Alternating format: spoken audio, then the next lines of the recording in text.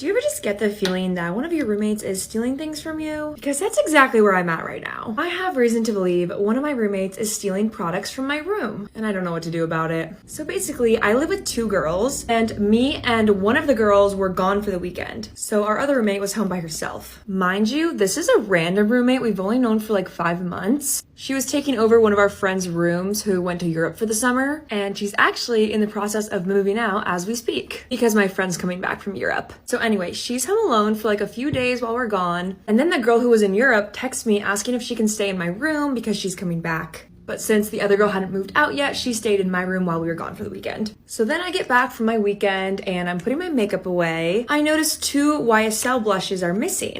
They look like this. I took this one with me for the weekend, but left the other 2 in my makeup drawer. So I text my friend who was staying in my room and I'm like, hey, did you happen to use these blushes? Like maybe she just misplaced them or put them somewhere random. She says no, she hadn't touched them. So I'm like, okay, maybe I just put them somewhere and I don't remember. So I start looking through all of my makeup drawers. And this is when I realize more things are missing. In one of my drawers, I'm missing 2 things of perfume. And I'm like, okay, maybe I also misplaced those. I'm literally gaslighting myself. But then I remember that I have pictures and videos of every single thing in my makeup drawers. And I had taken these pictures right before we left for the weekend because I had just reorganized everything. So I was getting content for this video I was gonna make. I'm looking through my pictures. I'll put examples right here. And I see the YSL blush and the perfume exactly where I thought it was supposed to be. And this was literally the day before we left for the weekend. So I know I didn't move it before then. I asked my friend again, I'm like, hey, did you use any perfume? Like, I'm missing more stuff. And she's just as confused as I am. She's like, I didn't touch any of that. So I decide to ask my other roommate who was there over the weekend with her if she had any friends over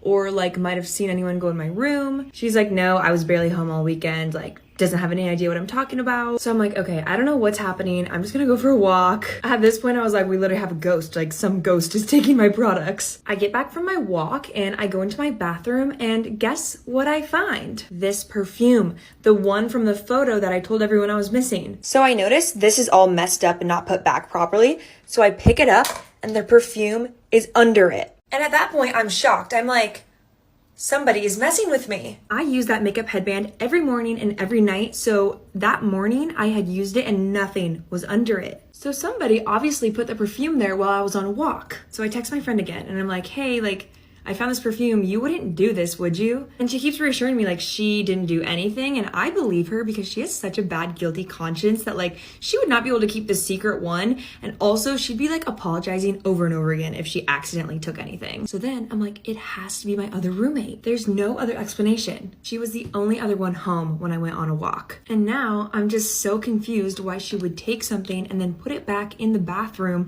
in a really weird spot. Like what does she think I'm gonna think? Okay. I have to whisper because she actually just got home. She's like currently packing up her things to leave, which is also why I think maybe she decided to take something now because she's moving out anyway. Plus my friend who's moving back in, like it'd be stupid of her to steal something and then move back in. Like I'm gonna notice. So guys, I'm just so confused. Like, should I confront her? I don't know what to do. I want to talk to her before she moves out because she obviously still has more of my stuff. Like I only found this one perfume, but there's a lot more missing. And it's not like I care about the material things, but it's more the fact that like she was snooping around in my room, took things out of it, and then hid it back. It just like doesn't make any sense to me. Either that or we really have a ghost. But either way, if you've ever been in a situation like this, let me know what I should do. I've never had a roommate like steal anything from me, and I'm just kind of like freaked out.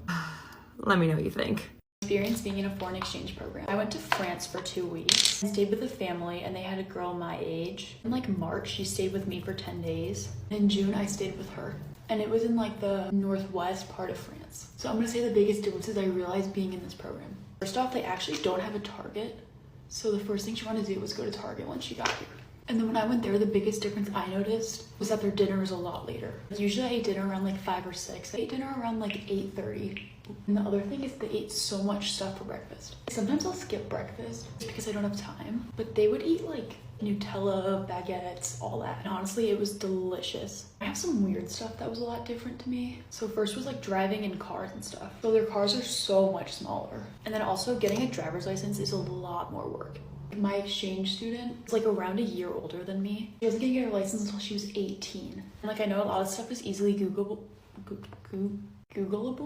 But I honestly didn't Google anything before I went because I wanted to be surprised. Another thing is that they would have like 10-hour school days. And not only that, but then they would have hours and hours of homework. Like, I know in the US we have like a lot of homework. This was like next level. My exchange family was a little bit of a different situation because they moved from Norway to France like 2 years ago. We're all fluent in English. Something funny I thought was that they watched all the same movies. Like, we watched Madagascar one night, and she had a little brother, and you know Prime, like the energy drink made by like Logan Paul or something? My little brother is obsessed, and it was so funny because hers was too. But the thing is it's super expensive there. So when she came to visit me, she like bought a bunch of Prime and brought it to her brother. So I thought that was really funny and random. Honestly, it was the best experience, and our whole family was literally the sweetest. And we actually are still in touch today. Hopefully I can go back soon. Okay, bye. I was put in a chokehold during a middle school sleepover. I've always been scared to share the story, but here we are. Me and one of my friends got invited to a sleepover with all the popular girls, and at one point, me and my friend were in the bathroom with the choker. The choker was going to the bathroom, and me and my friend were turned around with our eyes closed. Somebody started banging on the door because they had to go to the bathroom, and they were like, hurry up, pee faster. So I was like, yeah, choker, pee faster. And I kid you not, this is the crazy part. After I said it, the girl lunged up from the toilet and just full blown started me. And I remember looking at myself in the mirror being like, what is going on right now? I started to get dizzy. Like, she had a firm grip on that. So my friend starts panicking and unlocks the door super fast. We all get out. I'm completely frazzled. I don't even know what just happened. And the choker starts bawling her eyes out. Why are you crying? So then all these girls that were really good friends with the choker were like, oh my gosh, Katie, what did you do? And they locked me in a room. Locked me in a room with a bunch of creepy dolls for the rest of the night. Story time on how I got detention from a teacher when they asked me how much I earned. Yeah, you heard it right. So when I was at school, obviously kids in class would talk about like, oh, she does social media, things like this. But there was one day that it was actually really, really frustrating me. Long story short, we was in a computer class and I'd had a pretty crap day anyways, but that was besides the point. We were in this computer class, and if you know, you don't do work in a computer class. If you've ever been to a British school, you'd know that's never the case. So we're in this computer class and people thought it'd be funny to like search me up on the thing to be like, oh look, it's Emily, huh? So they was looking on famous birthdays. It's one of my friends. He was like, oh look, famous birthdays, it's Emily. So we would all just like laugh and whatever. And I never thought it was that deep. Like it's funny, like yeah, it's cool. It's so cool. So I was like laughing along, and then my teacher comes over and like, wait, that's you? I was like, yeah, that's me. And they was like, what do you do? I was like, oh, I do social media. And my teacher was like, that's crazy, I never knew. And at first she was being really polite, so I was like, oh, I don't mind. I'll always talk to someone about what I do. I think it's really like cool what I do. So I was like, yeah, I do social media. They was like, oh, do you get paid? And at first I just thought like, why does the first thing that comes into your head is how much money your kid's earning? But like, whatever, you're going to be curious, I get that. But that was the first question she asked. So I was like, oh, yeah, I do get money, but I don't do it for the money because I actually really enjoy doing it. Like, it's such a cool hobby to have and to be able to post online. So I didn't start for the money, I started because I really enjoyed it. And then she was like, is it a lot of money? And I was like, She was like, how much do you earn per video? I was like, you don't get like a set money per video. I was like, it varies. She was like, so how much would you get in a month? And I was like, I was just really like, wow, like how are you asking a child how much they're earning? So I just turned around and went, would you be like okay with me asking you how much you earn a month? No. I was like, and I just looked at her and she was like, get out. I was like, why am I getting out? She was like, because you're talking back. I was like, but you just asked, and she was like, get out. So I go outside, and then she comes out and she's like, I don't appreciate the way you spoke to me. I was just being curious. And I said, okay, well, there's being curious and there's being straight up rude. I was like, I wouldn't ask a teacher how much they earn, therefore I don't appreciate you asking how much I earn. I was like, what the hell? Like, there's kids in there. I don't want everyone hearing. So yeah, I got detention because I don't want to tell a teacher how much I earn. So yeah, I got a C1, which is a behaviour point, and then I got put into an after school for an hour.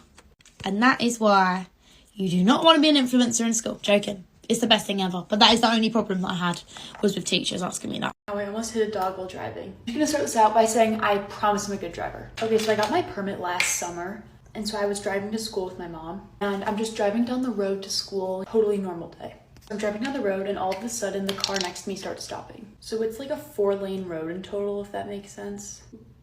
2 lanes on one side and then 2 lanes on the other. I was in like the inner lane, so like the car here started braking. So I was going like probably 35, which is like not that fast in that area. And so the car next to me is braking and I can't see in front of it. Like I can't really see the crosswalk, which is problematic. And so I'm just like driving and all of a sudden a dog comes running. And this was like a big dog. And I think it must have been a stray because it wasn't like with any people and it wasn't like a super well-groomed dog or anything. Long story short, I ended up just like braking fast enough.